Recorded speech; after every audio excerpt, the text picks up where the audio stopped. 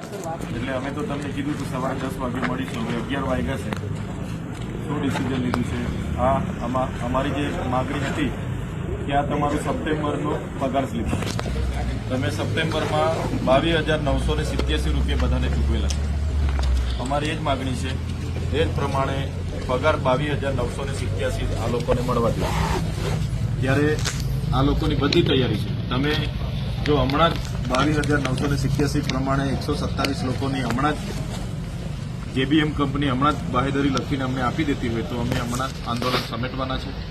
અગર તમે આજે પણ ગોળ ગોળ વાત કરો અને ટાઈમ પાસ કરવાની વાત કરશો તો અમે પછી એસઓયુ સત્તામંડળની સામે કાં તો ત્યાં રોડ છે નર્મદા માતાની જે એસઆરપી ગ્રુપ બેસે છે ત્યાં જઈને અમે બેસવાના છે. અમને જે હોય તે તમે ક્લિયર કરો. તમે કાલે અમારા પર સમય માંગ્યો હતો, તમે કીધું હતું કે મારે ફોન પર વાત કરી એ નિર્ણય અમે લઈશું.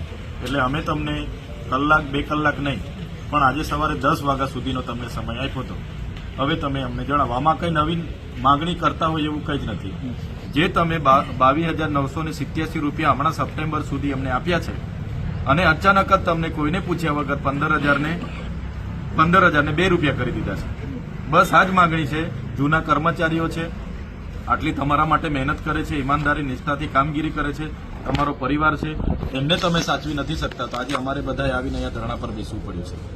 એટલે 22,987 જે એમની માગણી છે, જે તમે હમણાં સુધી સપ્ટેમ્બર સુધી આપી, એ ચાલુ કરવા માંગો છો કે કેમ તે ખુલાસો કરો, નહીં તો પછી અમારું આંદોલન તો નિશ્ચિત સમય માટે ચાલુ રહેશે.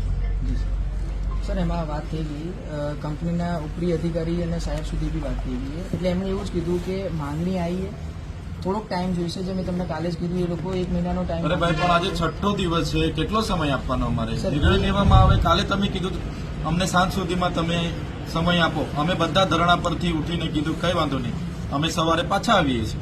સીઓ સાહેબ હતા, ડીવાયએસપી હતા, ડીસીએફ હતા, બરાબર, અધિક નિવાસી કલેક્ટર હતા. એમની સામે તમે અમને અમારા જેવા ધારાસભ્યો હોય, જિલ્લાના પ્રમુખ હોય, 2 પ્રમુખો હોય, અમને તમે વચનો આપીને તમે જાઓ ને હમણાં પાછા કહે છો કે હમણાં હજુ સમય. એટલે આવી ગોળ ગોળ વાત નહીં ભાઈ. જે વાત કરવાની હોય સીધી કરો. હા તો હા, ના તો ના. વાત કરો પૂરી. અમારે જે કરવાનું હશે તે અમે ત્યાં પછી બેસીશું.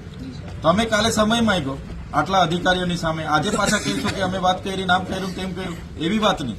અમે કાં તમને 10 માંગણીની એ આપીએ છીએ. બસ એક માંગણીનું છે, એ બી વ્યાજબી છે.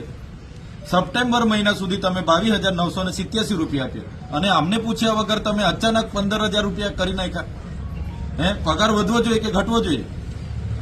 તમારી સાથે આ લોકો 6-7 વર્ષથી તમારી સાથે સેવા આપે છે. તમે આટલા પ્રોફિટમાં છો તો તમારે પગાર વધારવાનો કે ઘટાડવાનો? એટલે આવી ગોળ ગોળ વાત નહીં કરો. જે હોય તે ચોખ્ખું કહો, અમને ખબર પડે. સર, અત્યારે તો કંપનીનું એ જ કહેવાનું કે જે આપણે આપી રહ્યા છીએ એ બી નીતિ નિયમ મુજબ છે. નીતિ નિયમ જે બી આપણે થતું હશે એ કરવા રેડી છે. અને એમની જે અત્યારની માંગણી આવી કે પગાર વધારાવાળી છે, એ એના માટે 1 મહિનાનો આ પગાર સ્લીપ તમારી જ છે ને?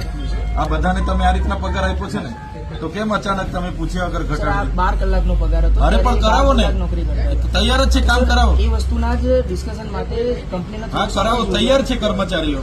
સર, 1 મહિનાનો. હા, હમણાં મોંઘવારીમાં થોડું આટલામાં એમને પોહાવાનું છે ભાઈ. ઘર પરિવાર એમને ચલાવવાનું છે. એમની બધી જમીનો આમાં ગયેલી છે, બધા લેન્ડ રૂઝરો છે. અમારે જમીનો આપવાની, સરકાર રોજગારની વાત કરે અને તમે આ રીતના શોષણ કરો તો થોડું ચલાવવાના છે. બરાબર ને? એ લોકો કા ના પાડે છે? તમને ના પાડી લોકો તૈયાર છે. ચાલો, કાલે તમને તો કીધું ને અમે તૈયાર જ છે.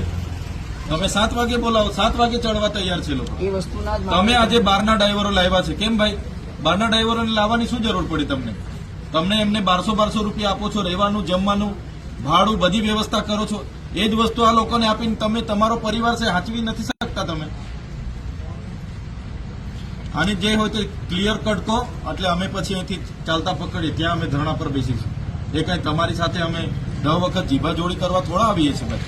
સાંજે તમે કીધું કે ફોન નથી ઉઠાવતા, અમને થોડો સમય આપો. ત્યાં સીઓ ઓફિસ પર ગયા આપણે, ત્યાં એમની બધા અધિકારીઓની રૂબરૂમાં તમે કીધું કે અમે પૂછી લઈએ છીએ. ત્યાં પણ આપણે કીધું કે સવારે 10 વાગે આપણે નિરાકરણ લાવવાનું છે. અમે કઈ તમને મજાક લાગીએ છીએ? આ 6 દિવસથી આ બેસીએ છીએ એટલે મજાક લાગે છે તમને? નિરાકરણ લાવો. તમે જણાવો આ બધાને શું કરવાનું છે તે. સર અત્યારે તો કંપનીનું એ જ કહેવું હોય કે 1 મહિનાનો ટાઈમ આ વસ્તુના ડિસ્કશન માટે કે બધાને કહો એમને કરાવવાની એમને કહો કઈ તારીખે લખિતમાં આપો, 1 મહિનાની આ તારીખથી અમે કરી દઈશું, લખિતમાં આપો. શું એ કેવું કરવા માટે તમારે? નહીં સર, હજુ કંપની વિચારણા કરશે એના માટે. અરે વિચારણા તો 6 દિવસથી બેઠા છે, વિચારણા હજુ નથી કરી શકતી. કંપનીને ગંભીરતા નથી? હમણાં બેઠા છે અમે, વિચારણા કરો છો તમે? મજાક લાગે છે તમને? 6 દિવસથી બેઠા છે, હજુ વિચારણા ચાલે છે તમારે. શું સમજો છો તમે? અમારા લોકોની જમીનો પર તમે આ વકરા કરીને નાહી જવાના સમજો છો? બહારથી ડ્રાઈવરો લાવ્યા છે એમને બી કહી દેજો, આમની એક પણ જણની રોજી રોટી છીનવાશે ને, બધું તમારું આ જીબીએમ બીપીએમ બધું બંધ કરાવી દઈશું. તમને લખી નથી આપ્યું કે અમને તમે બહાર ધરણા પર બેઠા છે એટલે બહારથી ડ્રાઈવરો લાવીને ચડાવી દો? નિરાકરણ આપો, જે હોય તે પૂછો અમને શું કરવાનું છે. આ બાજુ મારું મોડું નહીં જોયા કરો. સર એક જ વસ્તુ છે કંપનીનું અત્યારે કે હા, વાત કરો એમની સાથે. ઇમિડિયેટલી તો આનું કોઈ રિઝોલ્યુશન નહીં આવે. જો તમારી વસ્તુનું હોય તો અત્યારે બસો ચાલુ કરી દો અને 1 મહિનાની અંદર કંપની કંઈક આમાં સકારાત્મક વિચારશે. જે બી હશે